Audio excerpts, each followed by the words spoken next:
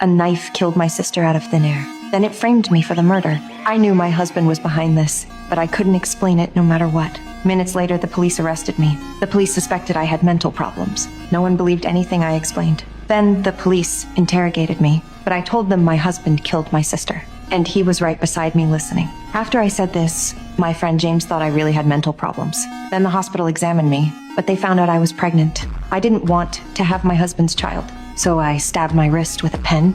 I wanted my husband to watch his child die. Sure enough, my husband was right beside me. I stabbed the pen hard into his chest. I forced him to show himself.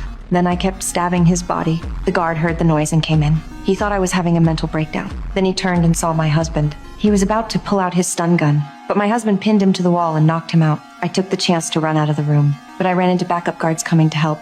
They wanted to drag me back to jail, but they didn't know there was a terrifying guy behind them. Soon all these guards were killed by my husband. Then he framed me again. To catch my husband and clear my name, I picked up a gun and chased after him. It was pouring rain outside. I couldn't find an invisible man anywhere. Just when I thought my husband had escaped, he suddenly appeared and grabbed me. He told me the more I fought back, the more I'd get hurt. Then he killed a guard and left. I quickly called my friend James, because my husband might go after him for revenge. Sure enough, my husband went to James's house. Though James was strong and tough, he couldn't fight an invisible man. Soon James was knocked to the ground. At the critical moment, I rushed in with a fire extinguisher. I sprayed dry ice on my husband. This made him visible. Then I shot him several times. Even if he was invisible, he couldn't stop bullets. Finally, my husband fell to the ground, and I finally proved my innocence. Then I took off the invisibility suit from his head. But what I didn't expect was that it wasn't my husband but his brother. That means my husband is still alive.